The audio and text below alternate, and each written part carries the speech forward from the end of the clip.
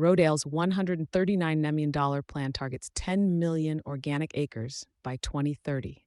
Rodale Institute has launched a $139 million campaign designed to support the transition of 10 million acres of U.S. farmland to organic and regenerative organic production by 2030. Announced on July 20th during the nonprofit's annual Organic Field Day in Kutztown, Pennsylvania, the 10 million acre solution brings research, farmer training, technical assistance, and infrastructure investment together under a 5-year strategic plan.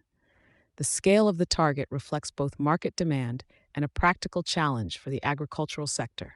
U.S. demand for organic products continues to outpace domestic supply, but converting conventional farmland requires time, capital, technical expertise, and access to reliable buyers. Rodale's plan aims to address those gaps while preparing for a broader shift in U.S. farmland ownership.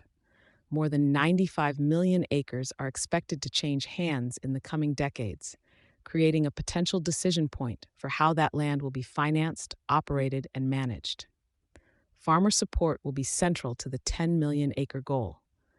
Transitioning to certified organic production is rarely a simple operational switch.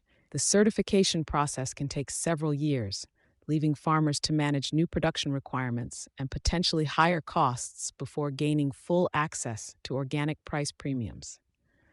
Regenerative organic programs may introduce additional standards related to soil health, animal welfare, and farm worker protections.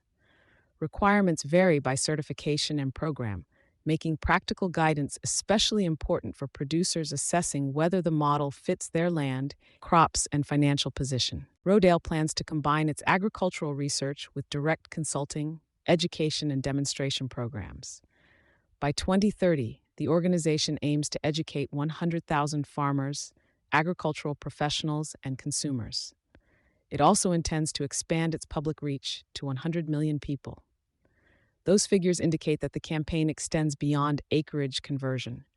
Rodale is also trying to build a larger network of advisors, buyers, researchers, and other stakeholders capable of supporting farmers throughout the transition process. Market access will remain a key factor. Farmers need confidence that processors, manufacturers, and retailers will purchase organic and regenerative crops at prices that justify the added operational requirements. Without dependable demand and suitable infrastructure, technical support alone may not be enough to drive adoption at scale. The initiative will therefore require participation from organizations outside Rodale, including food companies, universities, investors, healthcare systems, government agencies, and agricultural service providers. Their involvement could influence access to financing, regional processing capacity, procurement contracts, and research tailored to different production systems. New Research Center brings opportunity and accountability. Questions a central part of the campaign is the planned $24 million Center for Regenerative Organic Innovation at Rodale's Kutztown campus. The organization broke ground on the project during the campaign launch and reported $13.1 million in financial commitments.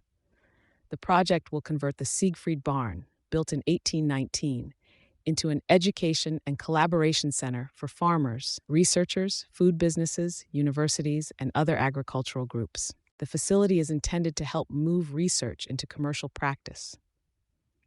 That remains a persistent issue in regenerative agriculture. Findings that perform well in controlled trials may not always translate easily across different regions, crop systems, climates, or farm business models.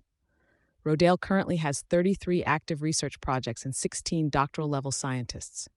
Its research portfolio includes the Farming Systems Trial, a long-running comparison of organic and conventional farming practices that is now in its 5th decade.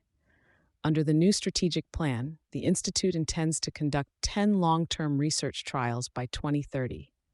For the campaign's stakeholders, however, acreage measurement may be as important as research output. Rodale describes its objective as helping to catalyze the transition of 10 million acres, but that term could cover several stages of activity. Land receiving initial consultation, acreage entering the organic certification process, and farmland that has completed certification represent different levels of progress. Reporting those categories separately would give farmers, funders, and commercial partners a clearer view of the campaign's results.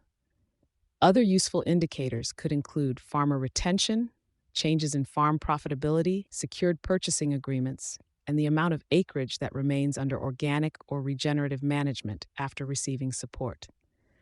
The ambition behind the 10 million acre solution is clear, but delivery will depend on fundraising, regional partnerships, and the economics facing producers. The planned research center and expanded advisory network could strengthen the infrastructure around organic agriculture. Reaching the full target, however, will require measurable farmer outcomes and enough market demand to make the transition commercially sustainable.